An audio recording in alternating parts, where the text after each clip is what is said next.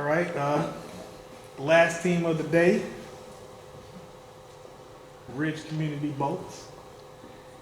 Coach, can you introduce yourself and introduce the players that you brought with you today? Hey, I'm Coach Tate, head football coach at Ridge Community. I'm going to let these guys grab the mic and introduce themselves. Mark Michelle, number 55. Klein John, number 1. Tristan Holman, number 80. Matthew Garman, 72. Coach, you decided to bring these specific players with you on the main stage to represent the program. Can you talk about each one briefly for our audience and what they bring to your program from a character and athletic standpoint, and what college coaches can expect to see out of these guys if they were to come by and visit in the spring? Okay, most of these guys are up here for that very reason. All of them have been, in my return to Ridge, been about a year and a half now. All these guys do a tremendous job buying into our culture, what we're trying to accomplish. All of them be, as far as recruitment goes, to go to the next level, will be definitely enhanced any football program out there. They've done ours, and it's going to show up this fall on what they've accomplished. But again, Mark is an offensive lineman, defensive lineman, does a tremendous job in the weight room, good student. Look forward to him doing things on both sides of the football. Next to him is Klein. Again, a two-way starter for us last year. Again, a high character guy, great in the classroom, great with his teammates, and again, just a great guy. Tristan Allman plays tight end and probably plays some, again, help us a little bit on the defensive line. Again, same thing, I can say the same about all these guys. Just really bought into what we're trying to do. And Big Matt Garman over there plays left tackle for us. Again, he'll be a 2-year starter for us and does a tremendous job out there on the edge, holding off most people's major pass rushers are big time players. So again, proud of these guys and proud of the 2 that came with us. These guys, it's always a little bit tough to go home, so to speak, and but I can't be prouder of where we're headed and the direction we're taking out there at Ridge right now. Coach, your off-season weightlifting program, I think it's nicknamed the Buff Train. Yes, sir. It has a, even going back to when I was in high school at Kathleen and you were there as a head coach, just a history of transforming bodies. I'm looking at these guys up here on this stage today, and you could see the physical difference from when you first got there to now. Can you kind of describe what makes your weight training program so different and why it's had so much success over the years for you? I don't know if it is that much different. It's just that, we go hard, and there's no excuses for not getting that work, getting your work done. And then all it takes is a little success and some guys to buy in, and once they see the next guy get a little stronger, then they buy in, and the buy-in continues in the weight room. I might have a little way of tricking them from time to time on exactly how hard we're going, but they still having a good time. We do have a good, they know that we're going to go to work, but they know that we also that enjoy each other, love each other, and but you're exactly right. I think up to this point, I think we have 21, 22 guys that have crossed the 225 mark on the bench press, over maybe 4 last year or 5. Some guys approaching 275. Big Mark hit 320 the other day.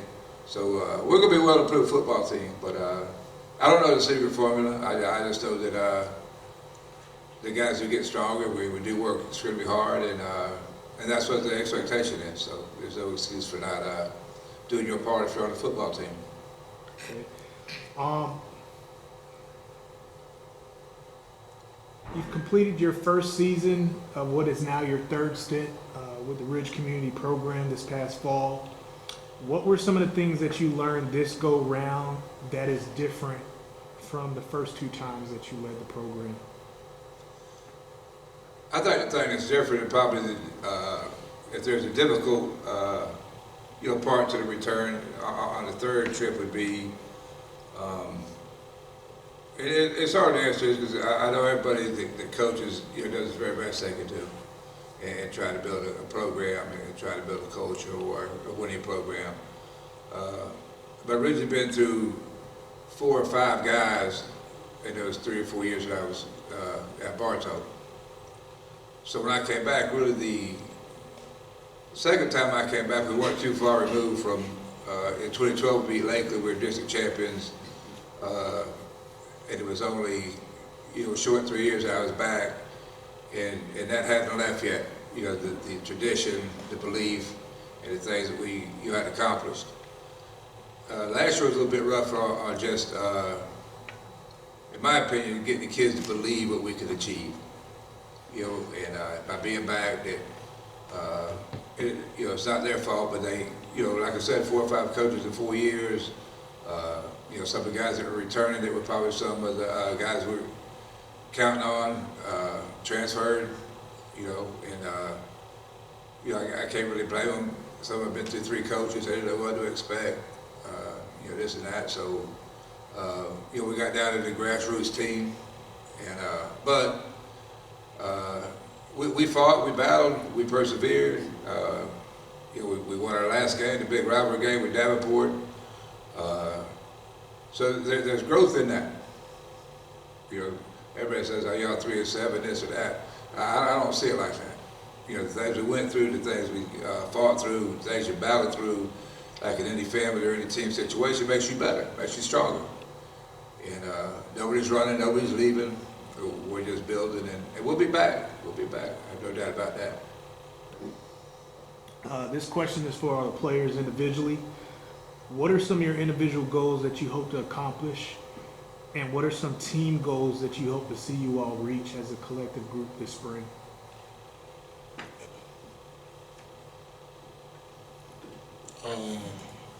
Goals personally is just to keep growing individually. Always getting stronger in the weight room, getting better on the field, having a good character, because always be a good man on and off the field. But as a team, everybody just needs to keep growing, getting better, and working their craft, and then the results are going to show for themselves. Personally, I like to work in my pass protection and there's getting better at leadership and helping out some of these other guys and how they grow. As a team, I would like to work on our dedication to the program, just make sure that everybody's giving their 100% and all they can do on and off the field. And that includes in the classroom. A big part of recruitment in college and athletics and all that is the academic side. So I just want to make sure that our team is doing good on that side of the ball.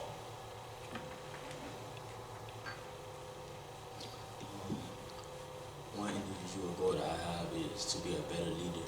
For me, work on my craft on the field and try to get stronger and be smarter in the classroom also.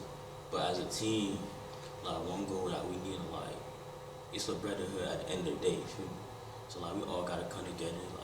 It just gotta be one love. I would say my personal goal is to completely dominate who's in front of me. Every play, every down, every game. What do you guys, summer plans in terms of any travels to colleges and camps or anything like that? Or anything in particular you're going to be doing to get better in preparation for next year? Anything going on in the summer for you guys? Yeah, as far as camps, the players, they're going to need it for themselves. But yeah, each and every one of them, we do plan on going to camps. But we also do have summer workouts about 4 times a week. So know that we're going to be on that. Yeah. I'm trying to come up with a camp schedule for the summer. I know for sure I'm going to one camp in Atlanta in June. I know that for sure. And I might be coming back here for a camp on June 6th. The USF count on June 2nd, and I'm gonna be back here on the 6th. Right? I'm back here on the 6th. Okay.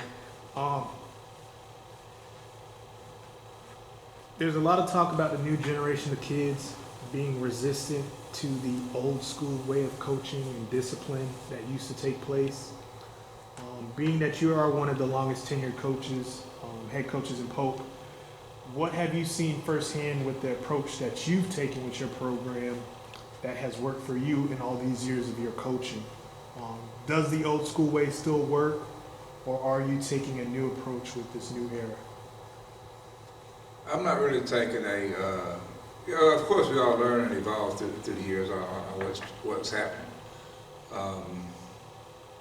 It's hard for me to, you only know one way kind of when you get in this thing, and it comes from, my experiences, So yes, they were late 70s, early 80s, as a high school coach, as a college player,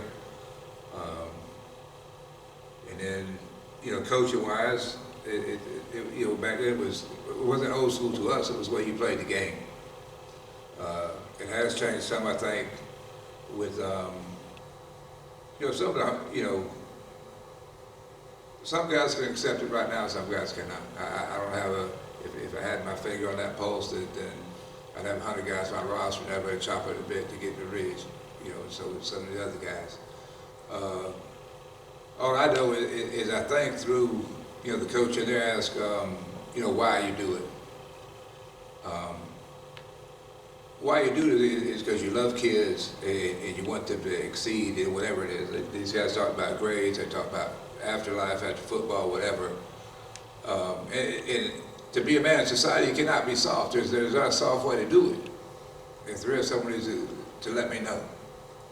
Because all I know is you have to have a vision, you have to have a dream, you have to do everything you can to accomplish that. And it's all laid out in front of you.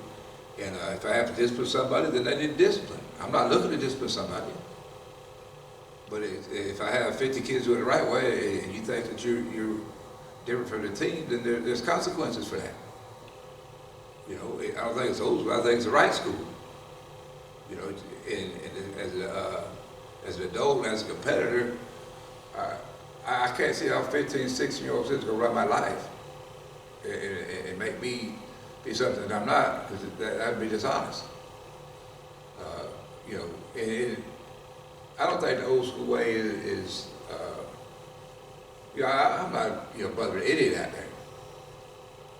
We work, but I know it's hot. I know when water breaks are supposed to be. I know when, you're supposed to rest. I know when you're supposed to go.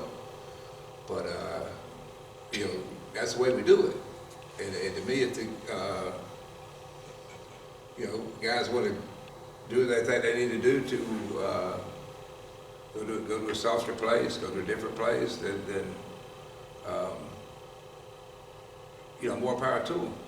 But when you talk about a track record here in Polk County of doing things this way, I'm not very boastful, I'm obviously pretty humble, okay? But I know that the guys that I prepare, okay, probably the biggest, greatest feeling is when you have a guy like Vince or Carlos or Mike or Albert McClellan, that when they get to college and they call you within the first week of winter work, I said thank you for preparing them for when they go get to. Like the coach from Warner just said, the recruiting is all just trying to get you there. And when you get there, you're a number, you're a guy that they have to push, drive, do what they have to get you to fit their boat. So I know through the hard work and the things that we do, like you said, the bus train, the our days workouts, prepare guys. They don't come home. They excel. So I don't, right or wrong, new way, old way, kids are still brought into the world the same way. It doesn't change about biology. They're young men, hey, who's going to lead them? Okay. The college transfer portal has been a topic of conversation since its implementation because of its effect on high school football recruiting. What has been your message to your players about how to navigate this new era of college recruiting? Well, again, the message hasn't really changed. I mean, you have to put your best foot forward to go to work and do all the things we just talked about. You have to be a student, you have to be good in the weight room, has to be good. You have to put some film out there. You have to be able to produce. When a guy clicks on the film and you make the highlights, there better be something of those first 3 or 4 that jump out and the guy wants to watch more. I can't control that. I can control get you there, but you got to make plays and be a baller. I do think that they do need to understand that the guy, Coach Bird, did a good job of explaining some of the things that are happening with the 30,000 transfer guys here after spring, and how tough it is to just get that elite D1 scholarship right now. And those guys need to hear it and they need to understand it. It is tougher. There are places like Warner, this NIA thing. Everybody's moving up or moving down right now. It's so fluid that if you go with the Southeastern's practice, so that they got 11 D1s that kick back to them right now. They're probably going to play and try to re-enter back in the portal after this year and get back going again. So it's the nature of the beast. I feel bad because it's not where they are, coming in and signing 20 freshmen. The only thing I wish that would really happen is there'd be a little more honesty and a little more what these college coaches are doing, because some of it is not right. You can't offer 200 high school players and sign 11 or 15 freshmen. To me, it's a dream buster. You just blow smoke where it don't need to go. If you don't have the scholarships, don't make the offer. Just to get, all it is to get a poster, get notoriety for that kid at your university. We have no intention on signing a kid. And then the coach looks like, Coach, what happened? I think that, again, that some of these college guys need to go back to work. Again, I'm old. I've been online a long time when there was no internet. There was one dial-up phone in the office. And I've had every coach that's coached in Florida come through that. All the great ones. Make an effort to come to the school, sit down, talk, watch film, get a true evaluation of what a kid is. Now the social media posts on that, and I like kids to get pushed, don't get me wrong, there has to be some equal thing in there where, okay, y'all doing a great job promoting, but now let's get back to what's really happening. And get to know these guys a bit better, and I think some of the portal stuff will take care of itself. Some of the guys jumping ship. But I think right now that they are leaning too much on, and I've heard it from them. Don't go to the coaches, go to the guy who's pushing the kids. Go to the guy in that area that's got that attention. On social media. He'll put you on the right guys. So to me, again, there's nothing against those guys. Y'all do a great job with that.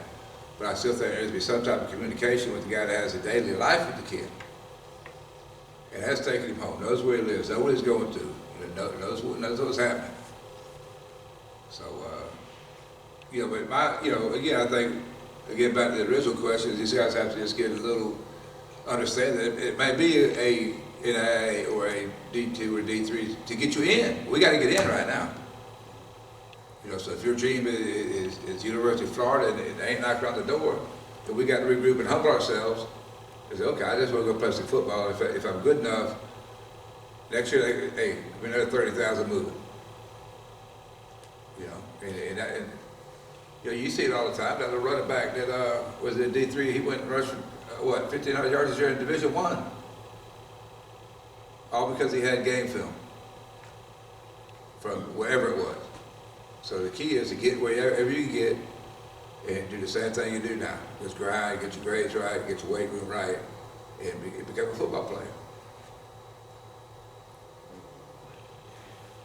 Ask the kids, what are you looking to study in college? Or anything in particular that you're leaning towards, or is it more just football and then figure it out later, or do y'all have a plan yet on the academic side?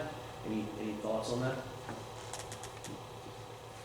So I'm leaning towards college for football. Like if I don't get a scholarship, then I don't really plan on going to college. I mean, football is life for me.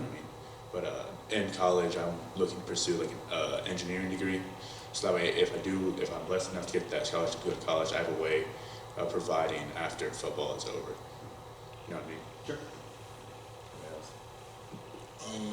Right now, like football is like the main thing for me. But in college, I do plan on majoring in like the medical field and biology.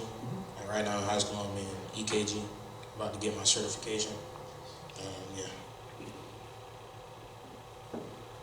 I plan on majoring in football. I was just looking towards doing anything in sports. Could be editing, like marketing, anything with sports really. Okay, and my final question for the players, what's your message to the fan base, to the community about what they can expect about you guys accomplishing this spring? If they were to come out and watch, whether it be a practice or watch the spring game, what can they expect to see out of you guys this spring period? Well, they could come out and see a group of humble guys working, cause we got some younger guys, freshmen, been working every single day. Feel me, in the weight room, getting stronger. But like in general, like you come out and watch a great team, a team built around Coach Tate, a great team like with people that bought in. You feel me?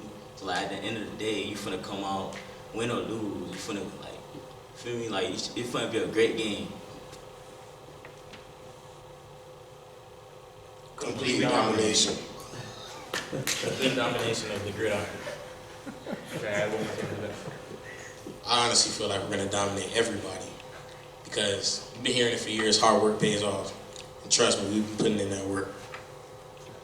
I like to end off with I've never been one to blow smoke or talk like 10-0 or anything like crazy like that. But I just like to say keep an eye out for Rich.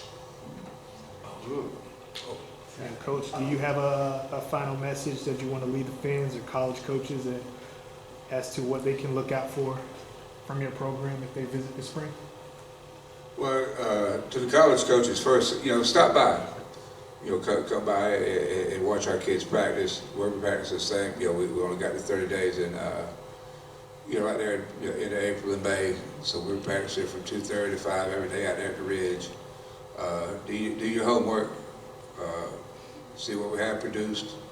See how they excelled, and come get you a boat because you won't be disappointed. To the fan base, again, it's gonna get better. Just hang in there and support these guys. And to the rest of the county, good luck in your endeavors every Friday night except when you meet the boats. Appreciate you, Coach. I like that.